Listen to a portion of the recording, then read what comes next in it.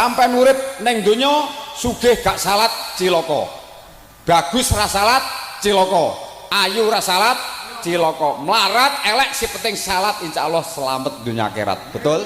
Menak to ben elek ben goblok ben melarat ora masalah, wis melarat besok ya mati, sing sugih besok ya, sing ayu besok ya, sing bagus besok ya mati, Pak Lurah bareng besok ya mati, Pak Dancek Pak Daramil besok ya mati, aku barang besok ya mati.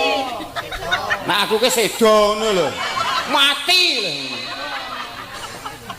Wah wes awake dhewe goblok ben elek ben melarat ora masalah, sih penting salat menak to nggih wis malih pede urip iki. Lah aku iki kiai melarate pede ku setengah mati lho.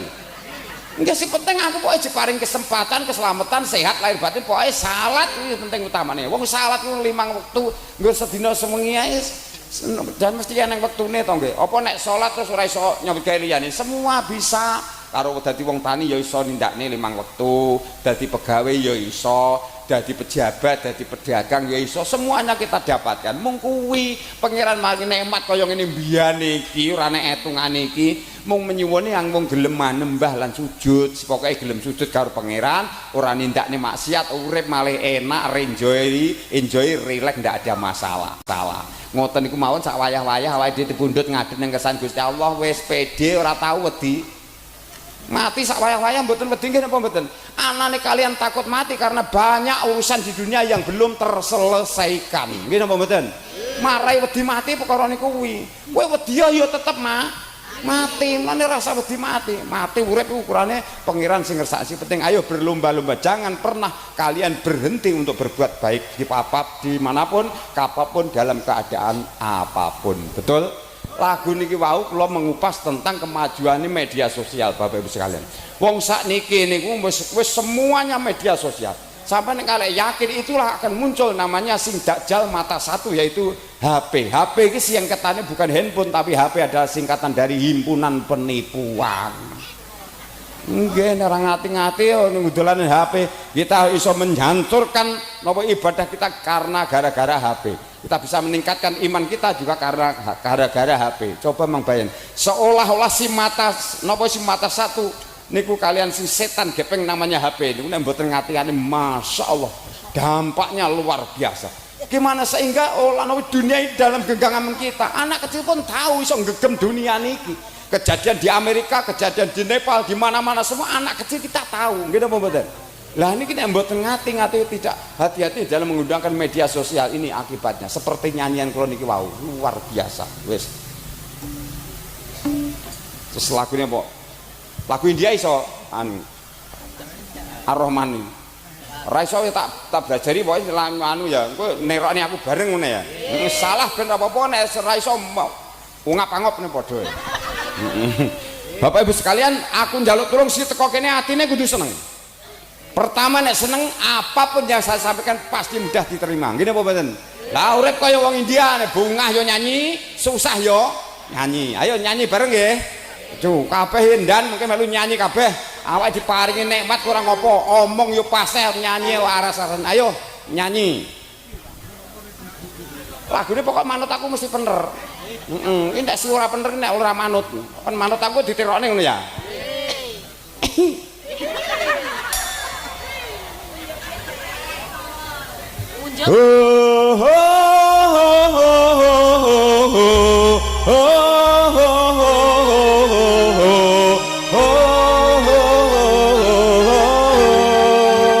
Arjune dipadakne no ya no.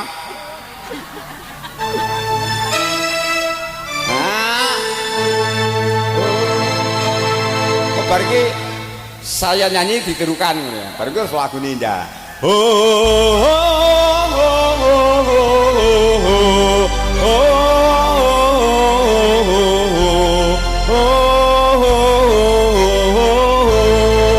Semua.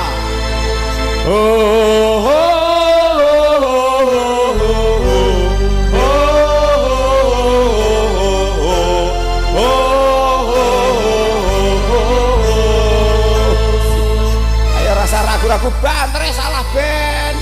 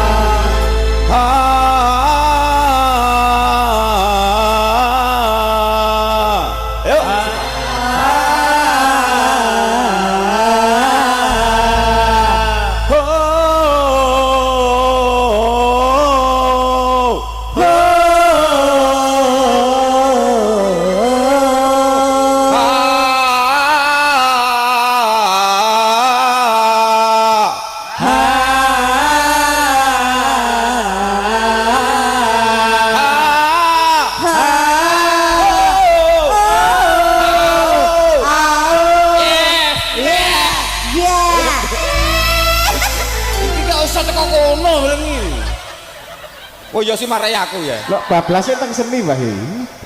Kaya ngene kok lagu India. Lagune Bang Haji. Lagu India wis dihajar ngene salah ben ya. Tujhe te katoye chana chara.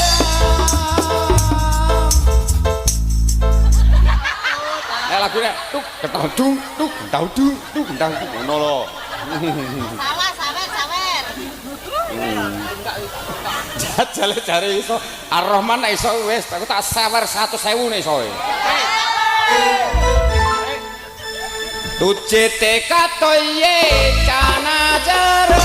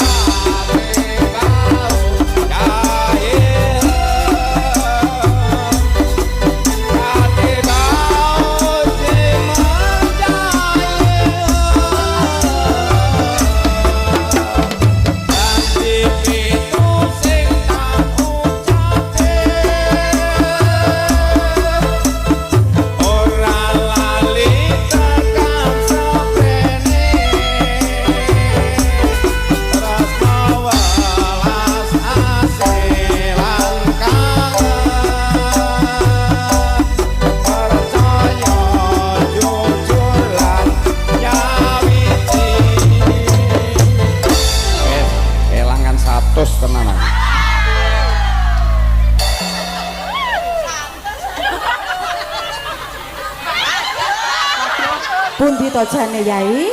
Sik to. Wong aku dhuwitku akeh yo ning ndi enak. Masyaallah. Ya Allah dibuka dihitung iki 100 tenan kok. Masyaallah. Tak hitung nggih Mbak Yai. Ya dibuka didelok kok ndang aku ngapusi. Kula mboten saged buka Mbak Yai. Mosok dadak kon bukane bojomu. Kene cerita ijoli nek. Ya matur sembah nuwun seger waras sehat selamat Mbah Yai nggih. Niki wau critane wong njaluk donga golek tombo. Amplop niki sing mara dayung kula niku artis KDI tapi ora lolos lah. Tiang Surabaya nyambut gawe niku enten Selosari. Lah niki penyanyi nang pikirku niku paling lek 100. Tibake tenan sing buka demi Allah sampai sing buka. Ya Allah. Nggih pun. Lah niki penyanyine nggih asli Surabaya lho Mbah Yai. Asli Surabaya tapi domisile teng Magetan kadang 1 bulan sekali ke Surabaya. Nggih, amin. Lha kula niku kiai elek dayuh artis-artis, Bu. Masane. Tapi ngene iku masalah niku sing penting wong njaluk tulung njaluk donga ditungakne. Masalah mandi ora dongaku urusane Gusti Allah to nggih. Nah, ngoten mawon. Lha kula niku kabeh jaman arek napa ni usum apa pilihan bupati kabeh jago telu yo kabeh kon dongakne. Teko nyanggur kabeh tak dongakne kabeh. Nggih niku sing penting dongan malah dongakne masalah sing dadi karo goro-goroe Kang Suyat nih. Kang Suyat tak gawekne napa lagu Parian Jawa Timur ini kok dadi wakil bupati tenan. Ngampe saiki mu dadi sedulur tenan alhamdulillah. Iku apan kutuk Kang Suyat aku mesti dicadong ning daerah Nglopang daerah napa niku Parang itu niku. Wis lagune India wis beten. Lagu Oh iya apik men kowe kok nunjuk bareng. Bismillahirrahmanirrahim. Aku nyanyi karo fanku ya ora karo kowe. Marah ngentekne duit. Gendut deno sik wapal kabeh isi perawan ora tau ketemu. Weh nek jak selawatan ora mudeng bareng jak lagu santri pekok Mbah. Tak rewangi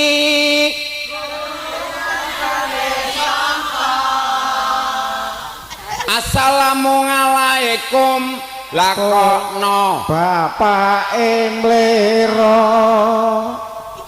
tak rewangi ngempet orang ngerokok maca sopan men kaya kang pondok ela dalah suwengku lali nyoplok jare bapakne aku kaya santri pekok abang bayi kowe nuduh aku santri pekok. Lho, anu lho, Kiai penyanyine lho Mbah Yai. Sing paling banter. Tobat kapal lombok kadang lurus kadang minggok. Dongakno ben kapok aku pengen oleh deno. Wis taun-taunan aku waleh dadi preman. Pengen tobat tenan ben oleh bojo sing iman. Luar biasa. Yo. Rumah wis ora apa-apa, santri yo kena, asolole yo kena, auke yo kena, ganjel to yo kena. Sapa sing larang? Wong iki budaya. Nggih napa mboten? Nah, yo ngono. Wis santri ku yo enjoy, relax wis ndak ada masalah. Karo joget ning panggung yo kena. Itu kan budaya to nggih. Si penting iki kanggo media sarana siar agama ning tanpa ninggalne budaya. Agama insyaallah maju, budaya tetap lestari, betul? Nah, aja kok semeken kowe dadi wong Jawa guayamu, dawahmu model nganggo tari muter. Si mumet kuwi malah sing delok. Lah wong jenenge Siti Sugone wong ning Lembean kene diteri kono cara wong masakane ora jelas. Iki sak masakan Padang apa gudeg Yogya apa pecel Madiun. Lah nek kene wong Lembean didoli masakan Padang ya ora sudi tuku to. Nggih napa mboten wong ora menune.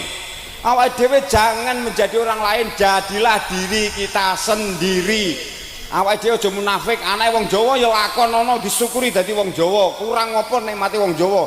Wong Jawa kuwi luar biasa. Budayane tinggi napa-napa, budayane semboyan, falsafahe, filosofine luar biasa.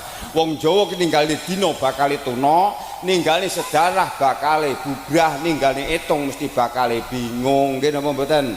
Nah, teng mriku mulane awake dhewe ciri khas wong Jawa kita akui 100% asli turune wong Jawa. Mulane kaya kula nyawang nek arep ngaku wong Prancis ora percaya. Jelas rupane wong iki kiyaine mangkak kaya ngene iki mesti rupane abang ireng. Wis suwene lho sikil kowe kaya entek lho, Bu. Asli aku wong Jawa ning ngampe budaya Jawa ngampe digeser-geser aku sing gak trima. Lah iya, budaya jare demek gong karom. Demek musik cari bid'ah, cangkeme sapa sih omong? Ini ngajine ora tekan dununge ati, isine mung pinter nulis dongeng karo maca. Bahaya, Bu. Mulane mangkate agama kan ugeman, mangkate ora sangka ati, tumbuh akan menjadi aliran yang radikal. Soalnya mangkate ora sangka ati. Nek mbah-mbah dhisik senajan to Islame lagi abangan krana mangkate sangka ati, siangnya itu menghantarkan ati-atine dulure wong tanah Jawa ben gelem ngrasuk Islam. Nggih napa nggih?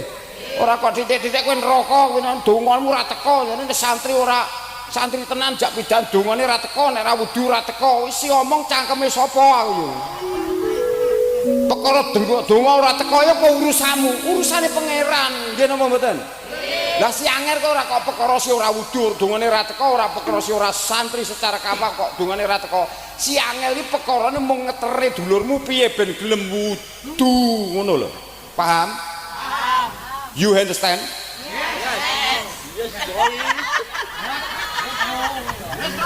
Wong saiki aneh-aneh, gawe peraturan yo aneh-aneh. Wis ora wong cilik ora pejabat, peraturan kaya ngene, coba memang bayangin. Ngerungokne negara ini dipikir yang sedang tidak baik saja to. Nggih napa mboten? Lah karena pejabat tidak bisa menjaga ucapannya, tapi mengeluarkan bicara-bicara kebijaksanaan, statement yang bisa menyakitkan tidak pro rakyat. Tapi menganggai aturan kok jari nenek ngampe si wargane sindir rekening selama 3 bulan tidak aktif maka akan diblokir. Wong duwite ora tau gablek buka rekening sithik. Kok diblokir ngene ora ya gelo ya. Anake ora tau ngirimi duit 100.000 ado pitik dienggo buka rekening, ento-ento golek utangan. Tempo nek utangan ora iso nyetori pirang sasi 3 sasi blokir ya mumet to. Ya Allah. Karena gara-gara pejabat ucapan gak tinggi akhirnya pejabat cilik wong-wong si kelurahan Pak Babinsa diadu-adu dibentur-benturkan dengan masyarakat gini apa mboten susah payah mati-matian yang berjuang ning negara tiba cangkeme sing dhuwur gak ditotong betul. Nah terus eneng sih aturan iki eneng jare nomoi jare tanah milik mbahmu jare selama yang punya tanah kalau tidak aktifkan selama 3 tahun maka akan ditarik akan disita oleh negara. Ya aturan apa neh ya Lah kaya ngene awake dhewe pemuda kabeh pengangguran di mana-mana PHK di mana-mana golek gawean gak karo-karo direwangi kono kene dienggo golek gawean ya ora ning bedak nganggur pirang-pirang tahun dumbar gak diperhatekne. Nggih napa mboten? Ya tempun kaya ngono sedaya rondo-rondo sak Indonesia pira? Rondo pirang-pirang tahun ya ora disitaran negara pisan. Wah aku ngrasani arek ora mikir ya tetep sida mikir. Iya to Dan? Lah nggih gek mikir jane wong kurang gayan wong awake dhewe wis jabatane ora gablek RT ora dadi kok mikir negara isane ya lucu. Ene wong awake dhewe ya krungu ya ngrokne lewat HP mbok lewat TV kan kita dengar kan melihat to nggih. Gelem ra gelem wong cilik ya melu mikir ngono kuwi. Piye ra mikir terus pikirane teko ndi-ndi ya Allah. Marai urip dhewe wis urip ora tentrem kok kan mikir gek mongko si marai urip tentrem ana loro kok kan mikir sing ora perlu kok kan ngomong sing ora perlu marai kok kan ngomong ae kuwi lho kowe. Kowe utangmu jemblek urusanmu pirang-pirang nek ora kok kan ganjik sak nggon-nggon ora ning wong roh marai yo ganjik sak nggon-nggon akhire wis kabeh rahasia terbocorkan semua tonggo malah kerti kabeh terus kok kan mikir ping pindhone wong ora diperlu kan mikir sing ora perlu dipikir wong awake dhewe wong dina gawe ngarit gawe macul nyapa tetep mikir negara ning lah ya ora mikirke gak krungu dipikirke jane ya kurang gawean wong awake dhewe ya wis apa-apa ora dadi kok mikir negara kuwi malah kok kaya napa tokoh nasional ya oh pengejaran ora ngombe neh. Lah yen ngombe neh apa wedang jahe lah istilah ke setengah gelas, lagi setengah gelas kayak mungkin umbeni sak menimbane. Iki kok ya ora tak umbe wong aku isin. Iki ngene iki panitia ya bingung. Iki ki nggur pengen oleh ganjaran apa nggur ngepek patut-patut tok aku ya ora mudeng. Ini biasane ngono kuwi. Ning nek ora tak ombe blas iki berarti aku ora menghargai. Kula niki jan ra seneng diistimewakan ngeten iki, Bu. Masalah diistimewakan ketoke kula niku ada dinding pemisah, ada dusta di antara kita. Wes kiai dihormati, kayak ombene degan karo kopi wedang jahe, biasanya pokarine yo neng yo ora neng. Iya. Ning sampean ngundang kiai terus mejane belas rene apa-apane yo malah dosa. Ngene iki ora ketanggu patut-patut si penting yes muga-muga engko nek lah ikhlase nek wis lali. Mulane sedekah niku ikhlase nek pun lali Ibu nggih. Lah sedekah iku akeh wong ngomong nek sedekah kuwi si penting rata-rata juruse wong sedekah nek dawuh para kiai sanes kula. Sedekah saiki ora apa-apa si penting ikhlas. Lek ngoten to nggih. Nek kula mboten ra padha karo bature. Nek tiyan-tanan niat sedekah kuwi sing akeh pisan ora ikhlas ora masalah. Lah iya to, lah ikhlas sing sak temene ikhlas apa ngerti awake dhewe? Sing ngerti namung pangeran. Dadi ikhlas sak temene ikhlas sing hakiki yaitu ketika kita lupa sama sekali yang disedekahkan niku lho maksude. Dadi kowe nek sedekah padha wong sedekah nek tanah ikhlas plus langsung ora kelingan pamane misale pamane bar ngising kae parani yang gitu kok ndi ora usah dipikir li. Lah mau mikir ngono kuwi ya ora ikhlas jenenge. Ngene apa mboten dah? Sedekah seperti tapi suatu saat lah mbok kowe ketika sedekah akeh pamane kok eneng sing rasa awa nek sora iman dan lain sebagainya apa meneh sing mbok sedekahi panitiane ora patek cocok karo kowe ngono kuwi bermasalah ning suatu saat pasti akan lupa sama sekali nggih napa mboten. Nah mulane sedekah ki nek iso si akeh pisan ora ikhlas ora masalah besok ya teko ikhlas dhewe nggih mosar keling terus mesti eneng lupanya nggih napa mboten. Nah mulane dieling-eling donya kuwi entek ngamek kurang golek ngene-ngene kapan donya ora langgeng nek padha-padha entek ngampek kurang golek kapan duwe duit yang sedekah. Sedekah pertama nggo tolak balak ping pindho kanggo mendatangkan menjemput rezeki kita. Mulane wong sing ali sedekah ora ning critani kok saya melarat ora eneng Bu saya sugih. Anane sedekah kuwi kok saya melarat berarti niatmu ora bener. Paham? Pun ngantuk? Iya. Lah iya wong setuju ora ngantuki panganane apa.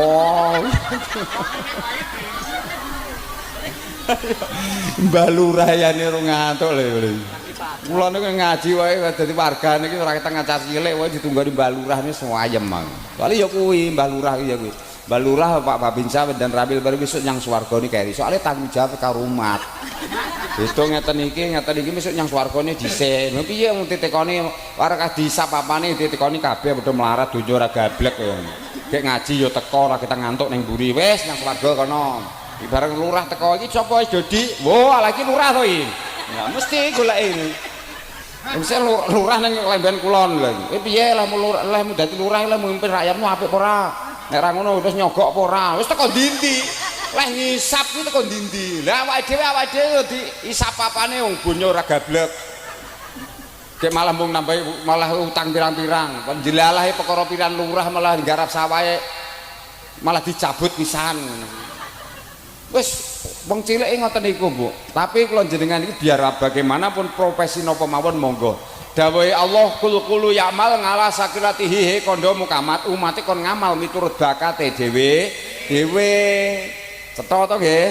Nah, teng ngriku mulane awake dhewe bakat napa bae saged untuk meraih jannatun naim swargane Gusti Allah. Dadi wong tani sing apik setiap nyang sawah macul nyambut gawe kesel mulih netes keringete padha karo ngroh kentokne dosane soale hasilnya kanggo nafkahi keluargane hukume kuwi ya wajib niku nggih masuk dalam ruang ibadah sing dadi perangkat lan pejabat kaya Mbah Lurah sing iso napa niku iso menciptakan rakyate menyenangkan rakyat menciptakan kemakmuran untuk rakyat itu sekali setempel ora kalah ganjarane dibandingake salat sunat kaping 1000 kuwi nek dadi lurah tak omongo menak napa mboten nah menak wis kabeh segala sesuatu ngeten lha iki besok panitia pengajian iki kabeh pejuang Islam iso ning enek pengajian kan napa bekerja sama ning sing nata panggunge ning sing ngurusi napa seneke ngurusi konsumsine en sing ngubungi kiyaine kabeh semua bersatu padu rinangkulan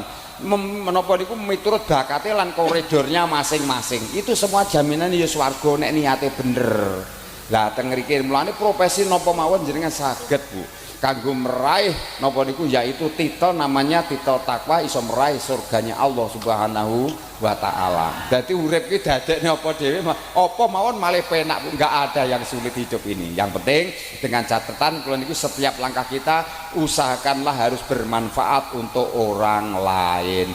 Khairunas anfa'uhum linas sak becik-becike manusa nalika uripe akeh manfaate kanggo wong liya. Alhamdulillah. Lagune napa melih iki? Ayo ya aja ngupang piye kowe. Bayarmu wis ora jelas. Ayem wis oleh saweran 100.000. Mung ngene iki kula niku mboten mikir lho Bu. Aku iki ngaji iki kok leh disangoni apa ora ya ora jelas ae. Pokoke nek ndedek ya ngono iki. Sapa meneh nek ana penggalian dana, Bu. Penggalian dana kula kono mesti enter iki mesti bagian ndungane kon penggalian dana mubeng-mubeng ngoten niku. Kula ini gak cukup ngomong toh. Kula nek mau ngomong karena orang memberi contoh aku iya berarti nggur jadi kiai jarkoni iso ngajar ning ora iso nglakoni. Angel mudane awake dhewe ngajak ngamal ya ayo bebareng nggih contoh. Lan sosok nate kula utang karo penyanyi ku ngapik numpuk pirang-pirang. Ya gara-gara tanggung ngamal, tapi suatu saat aku nek duwe tak balekne aku ya mesti yo lali lah ngamal kuwi lah. Laliku kuwi dadi rasa kuwatir aku wis bendina nabung sak bendina nek aku duwe duit. Karena waktu napa ini hari ini dengan sebentar lagi nasib kita tidak tahu. Nggih napa mboten? Hari ini dengan besok nasib kita tidak tahu. Hari ini dengan besok rezeki pun tidak sama. Mulane nek ndek rezeki sak wayah ora sah wedi, kudu sregep sedekah. Sedekah sak kuasane gak apa sing penting ukurane nika ikhlas lahir sak batine. Lagunya kasih tahu enggak ya? Oke. Lagune kalau njaluk orek-orek wae, orek-orek lah geblak-geblak. Lagune wong apa ning ra wong setuju wong hadroh njaluk lagu orek-orek. Lagune sirah viral iki apa? Gitar Sumilir iki ya sing apa iki? Sing modene versi gamelan sing sair-saire menapa niki menyentuh.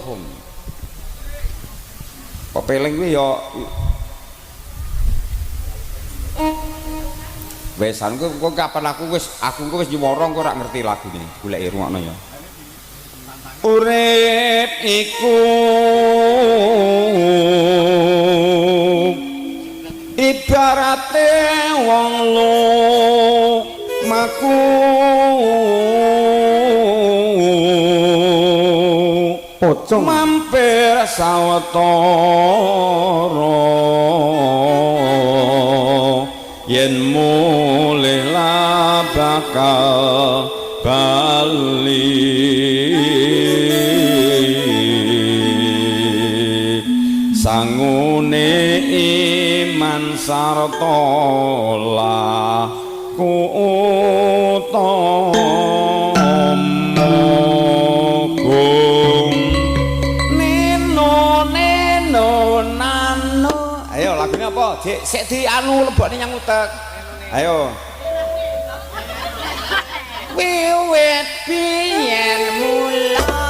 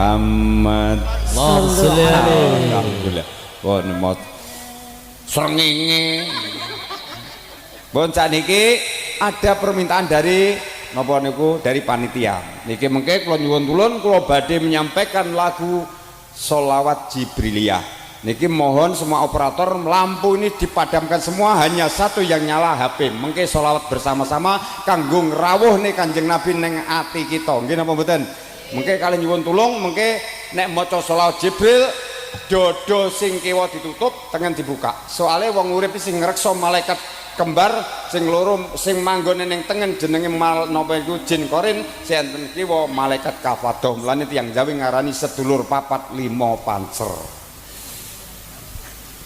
niki operatore manggone teng pundi niki saged napa mboten lampu niki dimatikan mungkin terus rehatin jeroning ati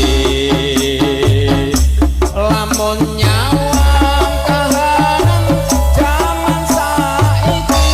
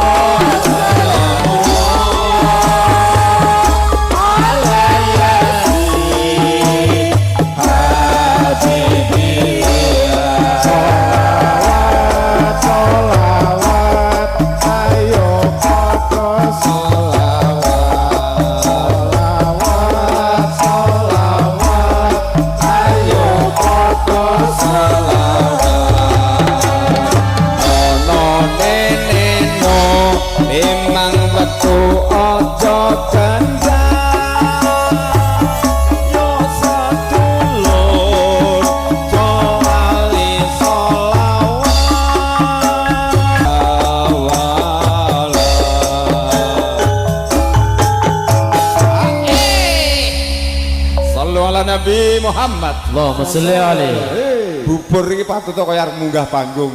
Bu, jenengan sak nyanyi dah putih Bu. Wih jenenge wong suwen iki nek dianui. Monggo jenengan nek tanah napa timbang penasaran tindak mriki nyanyi bersama Ar-Rahman. Setuju? Monggo monggo bubur. Ayo toh. Timbangane mung lunggungan. Pikirane men rangal. Nyanyi bareng karo bersyukur.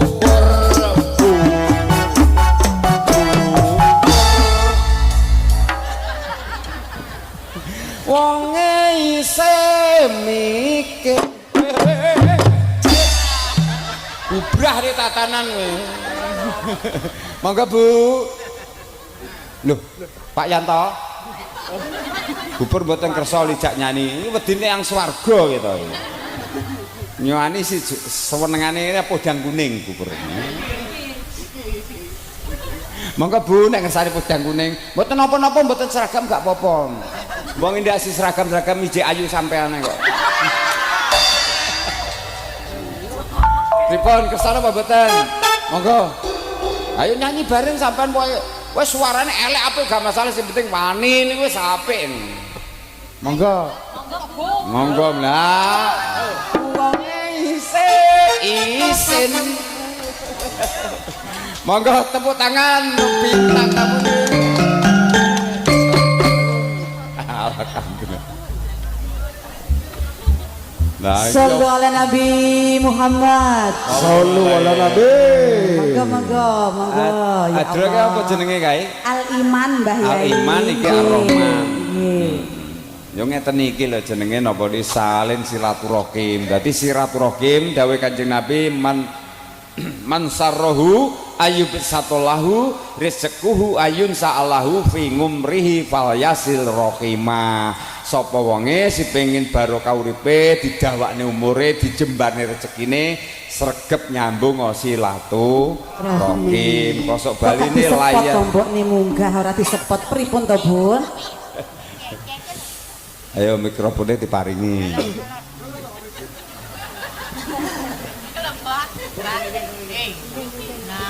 Mau lenggah enteriku niku anu wong meh sami seragame. Neng ayo eneng birune barang. Mboten lenggah teng mriku madhep padha penyanyi niku kan ketoke setelan. Latihan bareng bubur. Leh nyanyi leh nunggu sing apik ngeten aja kaya bakul jeruk ning sarangan. Bakul jeruk pinten jeruke? Monggo pripun kabare sehat Bu nggih? Alhamdulillah. Mike paring ngono. Monggo. Ngesakne lagu napa Bu? Monggo belajar bareng-bareng. Kula mboten nuntut panjenengan kudu pinter mboten pun sebatas kemampuan. Nah, podang kuning lho, tenan to. Niki ciri kasih aliman niku, podang kuning. Monggo Bapak-Ibu sekalian, sareng-sareng napa niku request lagu regengaken swasana panjenenganipun bintang tamu kita yaitu Ibu Perwati akan menyampaikan sebuah lagu yang berjudul versi Podang Kuning bersama Nyusahne Wong. Ya, assalamualaikum warahmatullahi wabarakatuh. Waalaikumsalam warahmatullahi wabarakatuh. Monggo sareng-sareng susah nggih.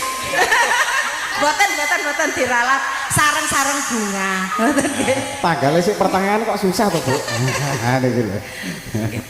Nggih, nyuwun sewu niki badhe nderek ngaos Romo Kyai terus kapure nderek selawatan nggih manut mawon. Enak kula niku dadi kiai mboten ngedeni. Mungkin dipun sarengi nggih Mbak Bibi. Mboten enten dinding pemisah kula niku kate kiai mboten kaya kiai-kiai gede-gede sarek sowan tetak tumu-tumu. Kali kula biasa. Kula niku ning sawah iso ngaji, ning ratang kula ya iso ngaji. Sepenting uripku, manfaatku, ucapaku, tingkah lakuku kudu manfaat kanggo wong liya. Sehingga wong kuwi nek pengen dadi wong terhormat, ngurmatono wong liya. Nek pengen dadi diajeni wong liya, ngajenono wong liya. Nek pengen omongmu digatekne wong liya, nek ning ngomong ya gatekno. Nek pengen dikamplengi wong Berat niki, mulane wong mentala kuwi ora mentalani wong liya ning mentalani awake dhewe, wong cendala karo wong liya kuwi ora nyendalani wong liya ning nyendalani awake dhewe. Kita kembalikan kepada diri kita sendiri. Di penting ya kuwi wong urip rasa dihormati ora apa-apa, sing penting kajen ning ngersani pangeran. Monggo lagune napa ning judule napa, Bu? Masa podang kuning.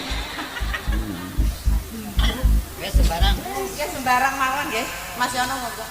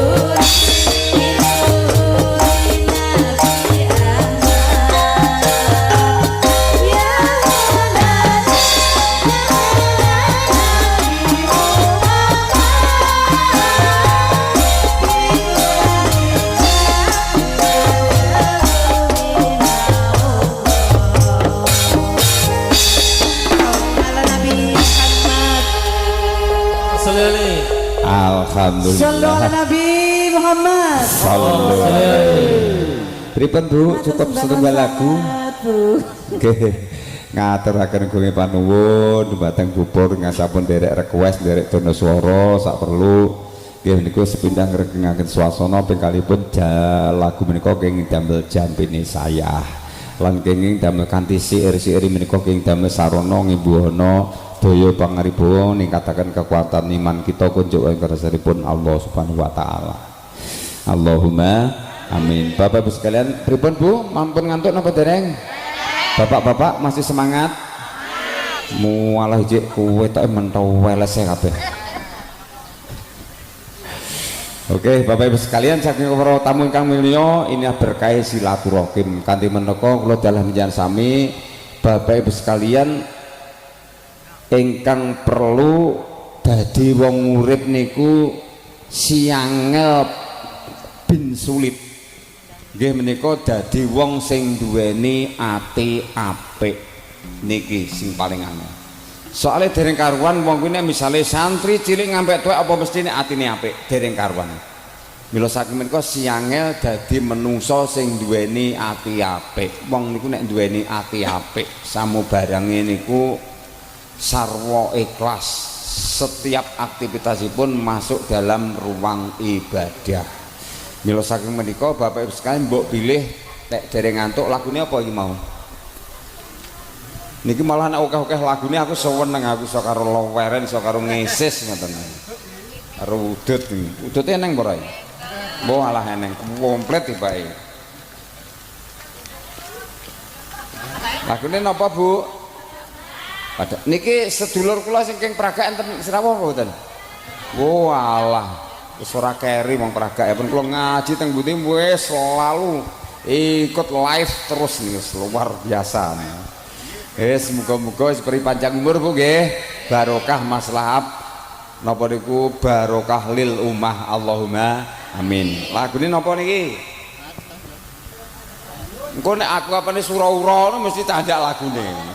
Mesti candak aku kon goleki soalnya aku wis ngerti kungfumu ki tekan ndi. Soalnya itu nek ora tak tuntune saya ndak mau kula niku sangat napa mesakne Bu nek eneng grup sholawat terus saya kira tidak beri kesempatan karena tetap biar bagaimanapun ini niku seorang seniman kalah jam terbang tetap kalah kados bubur niki kula aturi kan minggah niku niku golek jam terbang segala sesuatu ora napa nih jam terbang nek wis banyak jam terbang berarti mengangkat mental kita. Ora pembalap, ora petinju, ora olahragawan, kalah perjuangan, kalah jam terbang tetap kalah. Apa meneh seniman?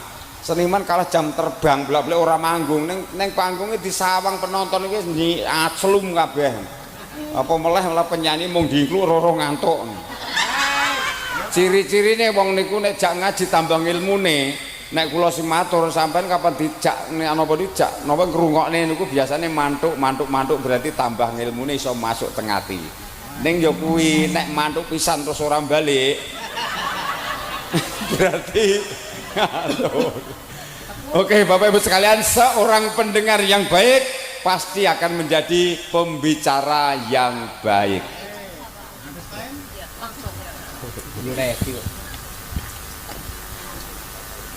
Pripun? Mau tak kira ngantuk. Lagune Sriuning mesti Kotuban. Wis menak-menak ora usah digaya angel-angel. Wong bayare ora jelas kok digaya angel-angel.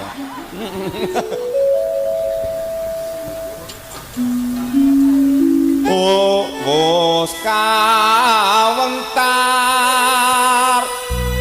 saindenging Nuswantara kang asmane Sunan Kali Joko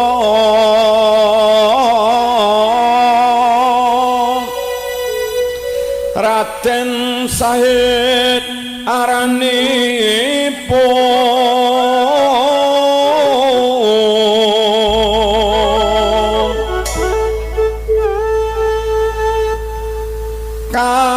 kawisuda asmane gelar wali kang kaping 9 peparape Seh Maloya nuhuni rahing Gusti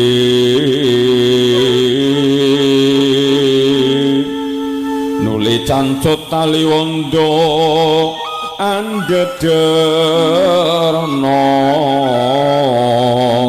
syariating agama Islam ing tanah Jawa.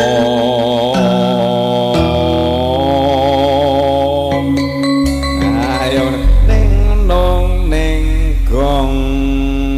Enten to saire Sri Uning? Enten waduh, terus tinggal logo apa nih? Nah, niki seorang seniman diperbanyak perbendaraan lagu nggih. Nah, pokoknya sepenting latihan dan karena latihan itu suatu bentuk doa. Lah niku berarti nek namanya grup gak tahu latihan berarti padha wae ora pernah berdoa. Nggih. Lagune Sri Drajakan. Lu kembang rawe, kan jaluk kembang rawe, terus neng si kembang benguk kadang Ka YouTube. Gerajakan Banyuwangi apa Gelang Alit. Wis saisomu kono aku tak tinggal rokokan ngono ya. Kula anu pareng rokok to nggih niki. Nah, Bu dieling-eling. Sampean ke nek bojone gaene ngrokok soalnya bapak iki hiburane nggih namung niku. Nek bapak iki lagi ngerokok semwedat cedut madhep ngidul kuwi janjane ora menikmati hidup. Kuwi ngono mikirne anak bojone ben bahagia iki piye. Aja koe wong lanang wis awake kesel jarem kabeh mulai kok sawah lagi ngerokok pirang sedotane bojone wis teko ndi-ndi. Mo enak wae ngerokok. Udah 20.000 mbok mut-mut dhewe mbok sedot-sedot dhewe. Lha nek wong wedok bayangno yang di 10.000 nggo tuku tempe, nggo tuku uyah kabeh wong mangan sak omah. Menak kowe 20.000 mbok mut dhewe. Hati-hati Bu nggih. Nah, nek tarah hiburane wong ngene hiburane apa meneh ngene bapake sampean bapak iki pocorane iki derajate profesine dadi tukang kerja macul, upama kuli bangunan. Bayare sedina nek kuli macul paling yo setari 75 nyang 80.000, upama dicadung sedina 50 ya wis bersyukur. Ngoten nggih. Aja kok disadung we bapake kuli bangunan dicadung 50 kae malah mok sakmene. Apa kuwi? Dieling-eling sampai tapi yo eneng istimewane seorang bapak dan juga ada istimewanya seorang ibu. Biar bagaimanapun nyamannya seorang istri niku walaupun sedang sakit sekalipun tapi tetap menjalankan yang namanya umbah-umbah, masak, setrika, napa meleh niku. Terus ngempong anak, ngeterne anak sekolah gitu pembuatan walaupun dalam keadaan sakit sekalipun tetap pasti akan dijalankan. Maka dari itu seorang istri itu luar biasa dijamin ahli jannah. Allahumma amin. Ibu-ibu niku topi mang bayang nih Bu. Akeh-akeh ibu-ibu rata-rata tukang ngapusi anake. Iya, tapi dijamin. Kanjeng Nabi dawuh ada seorang pembohong tapi dijamin masuk surga. Siapa? Dia adalah ibumu. Nek ora percaya sampean wong aku dhewe ngalami bola-bola dibledhok ibu kula serek ngene. Ya termasuk anak kula mantu serek-serek napa niku nyenteni putu kula. Aja nyang ngarepan wong edan, ngapusi apa mboten? Ngapusi niku. Padha yurane wong edan ngono. Jadi aja metu bengi ning demit, bacari yurane ning demit. Ngoten niku sosok. Lah teng mriki niku senajan to jeneng ngapus semuanya demi anak dilakukan. Mulane anak dengan orang tua enggak ada kata mantan, Bu. Enggak ada kata mantan. Lalu seorang ibu mana yang tidak sakit hatinya ketika anak cilik dibulawentah, didandani, di sekolahane diragati, keselorone diragati, sinaune diragati, banyu susu kon nyerot orang bayar dibayar gratis cash. Ngene apa mboten? Lah tempone wis dewasa padha durhaka terus wani karo wong tuane getak-getak. Ibu mana yang tidak sakit hatinya? Nggih napa mboten? Cobi mang bayangne senajan to ibune seorang pembohong, yakni awake dhewe mboten lah nyekolah gak karo-karuan anak iso nyambut gawe bayare akeh. tempone arep kirim duit wong tuane ibune ditelepon yo dadak ijik ngapusi neh. Wis rasa kirim duit, Nduk. Nang omah ibu duit yo sokeh dienggo tabungan bae kanggo masa depane. Padahal nang omah ki wis ngarisan, nggarap sawah, sing apa-apa urusan utange pirang-pirang. Nggih napa mboten? Ngapusi napa mboten niku? Ngapusi wong tuwek srek kula niku srek diapusi ibu kula niku. Misale ibuke muangan masak napa goreng gurih sak wajan ngoten ge anake misale anake 9 meneh. Kabeh bareng wis mateng segone mateng gere mateng anake mesti celuki kabeh wong dek biyen. Ayo nduk le mangan kabeh kene mbok mau goreng-goreng gurih kabeh pangan entek ludes bareng anake ini si rodok pinter saiki terus napa nyelemong. Lho ibu kok ora mangan, ibu ora luwe, ibu ora seneng gerih, ibu wis warak. Lah ngapusi napa mboten? Padahal wetenge ya luwe tapi semuanya dijalankan karena semuanya demi anak. Nggih napa mboten? Napa anak nek bayare pira-pira raneng critane wong tuwek. Lah nyekolane lho mbok paribasan dilewangi gadek ni sawah ora balik iki. Anake bayar nang kono mbok dadi dan ramil mbok dadi kapolsek ora ngerti. Ora tau nekone kok bayarmu pira le ndang kirim ana apa neng wong tuwa ngoten iki. Ndak ada. Nggih napa mboten? Kula niku lho ngarami anak kula dadi pegawai kepala bank swasta bu ning Jawa Tengah. Ora tahu aku bayarmu pira le ndang kirim wong tuwek ini gak pernah kula niku. Aku nyawang wong tuwek ngoten nyawang anak guyub rukun seneng luar biasa. Cobi mang bayangne. Setahun pisan jenengan diendangi anak napa dianing anak. Terus jenengan napa niku dipijeti anak sampean suwene 10 menit legone teng ati kaya donyane tembus tengan ngares kono. Nggih napa mboten? Mulane nek dadi anak oke cah saikimu kabeh nek teman sekerjanya selalu jak sharing dan napa kabar karep setiap hari enggak ada berhentinya. Tapi wong tuane semanggon ning desa gak nate dihubungi, ora nate dibayar, ora nate diurusi. Lah anak macam apa seperti itu? Orang ngerti perjuangan awet ini sampai sebesar itu, mempunyai gaji tinggi, mempunyai jabatan tinggi, semuanya berawal dari orang tua, yaitu terutama ibu kita. Maka sekali kalian menyakiti hati ibumu, surga bukan milikmu. Naudzubillah min dzalik. Kanjeng Nabi dawuh matur yang bueke wae ora kena ora pareng. Lha bocah saiki mu yang bueke getak-getak ora karuan. Masyaallah zaman akhir kaya ngono. Anak karo wong tuwek, anak karo murid karo bu guru raneng bedane. Nggih napa mboten, Bu? Zaman saiki ngoten niku, mulane monggo putrane dididik sing apik, diberi ilmu bekal agama sing kuat karena napa niku ilmu pengetahuan umum tanpa berdasarkan ilmu agama akan menjadi buta. Sehingga tidak tahu cara berbakti kepada orang tua.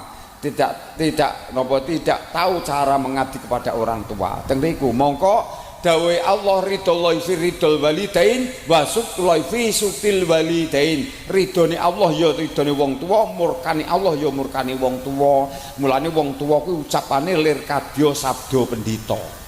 Dadi gak kena wola-wali nek ucapane wong tuwa iki mandine saestu. Mulane nek ora ngati-ngati kena ucapane wong tuwa krana kuwi sabda, akeh anak-anak sing padha kuwalet dadi jambu mente. Naudzubillah min dzalik. Mulane nek sampean rumangsa gak sing rawuh nang kene ku eneng kira-kira sing lahir saka lemah bengkah. Eneng sing jedul saka watu mlethek eneng. Semuanya dilahirkan dari rahim itu kita masing-masing. Nggih napa mboten? Perjuangannya seperti itu. Awake dhewe mau banyu susu dibayar gratis lantaran Allah, lantaran ibumu semuanya dibayar cash, tidak membayar. Sekolahmu, sinaumu, loromu, wong tuwek ora ketangawan nyambut gawe bengi awake kesel. Nek wong tuwek nek wong anake lara dipangku, rapine bolak-balik kon turu bareng anake nglilir saiki, kowe kok ora turu, buke ora ngantuk, Le. Nggih napa mboten? Ngapusi lagi. Tapi semuanya demi anak, maka anak dan orang tua tidak ada kata mantan, akan kekal dunia dan akhirat. Sehingga anak pun pergi kemanapun, merantau ke seberang lautan sekalipun, bahkan kamu pergi ke langit sekalipun, doa ibu selalu menyertai kita. Betul? Nah, ketika Rasulullah masih hidup, niku ada seorang ibu dan anak saling bertanya dan saling menjawab. Sang anak bertanya kepada ibunya, wahai Umi, wahai ibuku, sakit apa yang lebih parah dibandingkan melahirkan saya? Lalu ibunya menjawab, yaitu ketika saya dibentak oleh anak yang saya lahirkan. Masya Allah, kaya ngoten niku lho Bu. Dadi awake dhewe iki nek ngampe wani karo wong tuwa, paling lara atine nek nalika digetak karo anake. Nggih napa mboten? Niki kabeh semua ibu-ibu menjalani. Mulane jangan takut Bu, Panjenengan gampang mendapatkan Jannatun Naim, gampang mlebu swarga. Si penting kuncine takdim karo wong lanang, bekti karo wong tua, bekti karo pangeran, guyub rukun karo tangga teparo, guyub rukun karo sedulurku kabeh. Allahumma amin. Terus lagune tentang ibu ngene iki. Lagune ibu nggih. Lagune Iwan Fals, lagu norak. Iya, kuwi mesti ra iso ngiringi Iwan Fals iki. Ribuan kilo jalan yang kau tempuh, lewati rintang untuk aku anakmu. Ibuku sayang masih terus berjalan, walau tapak kaki penuh darah penuh nanah, seperti udara kasih yang engkau berikan, tak mampu ku membalas. Ibu, ibu, betul tak Bu? Lagu ini tidak mungkin akan membalas jasa seorang ibu, kita tidak akan bisa memenuhinya. Maka ibaratnya kulon jenengan selaku anak, kulit daging itu beset kanggo mbalesi jasa seorang ibu, tidak bisa akan menutupinya. Masya Allah. Mila saking menika Bapak Ibu sekalian, yuk sekali lagi, barang siapa hari ini masih mempunyai orang tua yang masih hidup, maka dia banyak mendapatkan ladang amal yang paling luas. Kowe nek gak iso gawe seneng atine, nek ora iso gawe bisa memuliakan orang tuamu dengan harta bendamu, maka paling tidak gaenen seneng atine cukup, ora modal. Nggih napa mboten? Matur sak matur sing apik, tumindak sak tumindak sing apik. Padha-padha omonge timbang ngomong sing elek mbok yo ngomong si apik. Nggih napa mboten? Ngomongnya padha ngetokne energi, mengeluarkan tenaga, ketimbang ngomong sing elek mbok yo ngomong sing apik. Tumindak semanten ugi ketimbang tumindak sing elek mbok yo tumindak sing apik. Tangane timbang berbuat sesuatu dienggo ngaploki wong mbok yo kanggo tumindak sing apik. Kembali kepada kita sendiri. Lagune apa? Jam piro engko karo watake? Lah iya, mbok jam 11 muncul Mbah Lurah. Mpun katut napa dereng? Lha mpun kae. Ayo. Iki besok kon ngamal miturut dhewe napa miturut bakate dhewe-dhewe. Sing dadi tukang syuting kuwi besok swargane ya lek ngincengi wong ngono kuwi. Sampeyan pengen nang swarga apa ora? Nek pengen sing dadi tukang son barange, tukang sone besok swargane ya lek nguntiri son barang ngono.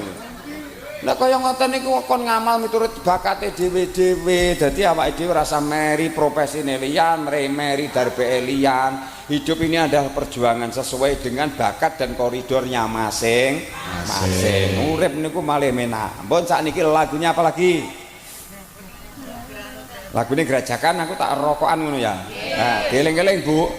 Wong niku kula mireng napa niku nopai berita medis internasional 80% ketika wabah taun melanda dunia jenenge virus corona niku kebanyakan 80% sing mati kena corona karena tidak merokok. Iki fakta wae. Ahli Jerman niku ndan sing mengatakan, aku ya mbok ning berita, mbok ning HP, tapi ya saya sampaikan seperti itu apa adanya. Lah ini pertama wong ngerokok kuwi gak iso mati ndan. Istimewa wong rokok. Lah piye nek mati gorek disumet neh, urip neh. Eling-eling Bu sampean nek bojone tukang rokok mesti ra iso mati. Lah rokok niku sifatnya ada dua. Semua yang sifat warna putih termasuk asap rokok dan air putih niki mengandung sifat penenang. Wong niku nek ahli merokok, tukang ngombe banyu putih, pikirannya bulet malih tenang. Biasanya seorang seniman, seorang pelukis, seorang penghafal niku biasanya ahli hisab, tukang ngerokok kabeh. Tapi gak jaminan apa mesti nek ngerokok umure pendek. Oh mboten jaminan, Bu. Gen kula niku enten, Bu. Wong wedok tukang ngerokok ngampai umurnya 110 nembe sedo kirang langkung 3 bulan yang akan datang. Dereng enten napa dereng enten 100 dinten. Iki pernah tanggi kali kulon sak kilen kula niku. Lah niku tukang merokok niku. Lah kapan setiap loro kapan yang rumah sakit yang dokter mesti disarane wong ibu-ibu kok ngerokok disuruh berhenti merokok. Lah tan kocapo bareng wis umur niku wis berobat luwih sangka ping diitung wis ping 21. Jenenge Mbah Waginem tangga kula saiki ini bukti kula mboten ngaya-wara niku. Lah bareng berobat ki luwih dokter diparingi ping 21. Lah kuwi bareng napa niku dokter mati syaratnya seperti itu juga. Lah malah sing ngakon rokok kuwi dokter selikur wis mati kabeh. Malah si Mbah Waginem niki tukang ngerokok nek ngerokok malah kelobot nih wong wedok nih masyaallah. Ijek nginang ijek ngerokok umur 110 ki niku gara-gara napa dawah king pelataran niku mboten keranten ngerokok. Jare niku lah ngomong ya glentenge. Le dokter sing tak obati iki wis mati kabeh wis ping 21 aku malah jek urip lho. Kaya ngoten iki sok ngono masalah umur kuwi urusane Gusti Allah. Lah khairunas sak becik-becik manusa sing diparingi umur dawa ning apik sekabeh ngamale. Lan sak elek-elek manusa ya diparingi umur dawa ning elek sekabeh ngamale. Terus sakniki mang pilih dikeke umur dawa apik, dikeke umur dawa elek kabeh ngamale apa umur ndek tapi apik ngamale. Umur dawa apik ngamale kuwi ora milih neh. Terus nek perkara njaluk umur dawa apa mesti nek urip iki dikeke umur dawa. Ora masalah umur dawa maksudnya umur ki ndek dawa urusane Gusti Allah si penting senajan ta umur ndek sa penting umur barokah. Umur barokah dos pundi umur barokah niku wektune iso kena dimanfaatke kanggo ibadah. Lalah ning pengajian iso teko, lalah tanggane bangun masjid iso nyumbang, lalah ucapane ning manfaati kanggo wong liya. Niki umur sing barokah. Ketimbang umur dawa bola-bali malah nyusahne wong. Sampeyan dikek umur 200 tahun terus kira-kira sing si kira-kira umur 150 stroke milih ndi? Menak umur 3 apa 70 to nggih? Nah teng mriki niku mulane nek wong jek waras aja tangan pernah berhenti bersyukur. Wong eneng ngomong kadang sosoke sangka napa sangka uripe kadung bergelimang harta, bermandikan cahaya sangka mewahe ngampe lali karo sanak kadang. Ditekoni ki nek ora sak leteng ini ora sudi nyauri. Eneng Pak kejadian saya pernah melihat dan mengalami dan lihat saya sendiri. Tekone nalika jek urip ngono wis rawuh wong gedhe-gedhe tok e. Wong desa-desa wong cilik tekone ora disauri baleng wis napa keliwat umur 55 kepleh. Kepleh ditanduri banyak areknya dino. Sing ditekoni saka pegele nalika jek waras jek jaya-jayane ora tekoni ya menak le nyaure. Ngaran tekon bareng omong dhewe karo Subasa kono. Disitulah Bu malane donya ora langgeng nek diparingi jek urip mulya awake sehat ya nyanoe waras rezekine jek akeh kita harus biar bagaimanapun saudara kita derajatnya ajalah sama. Kata Allah inna nasa indallahi sawaun, sesungguhnya semua manusia di hadapan Allah derajatnya sama. Betul? Enggak ada yang berbeda. Yang berbeda hanya satu tingkat titel takwanya. Pokoknya kalau jenengan si penting sampai urip neng donya sugih gak salat cilaka. Bagus rasalat ciloko, ayu rasalat ciloko, melarat elek si penting salat insya Allah selamat dunia akhirat. Betul? Menak atau ben elek ben goblok ben melarat ora masalah, wis melarat besok yo mati, sing sugih besok yo, sing ayu besok yo, sing bagus besok yo mati. Pak Lurah bareng besok yo mati. Pak Dansek Pak Daramil besok yo mati. Aku barang besok yo mati. Nah aku ke sedo ngono lho. Mati lho. Wah, wes.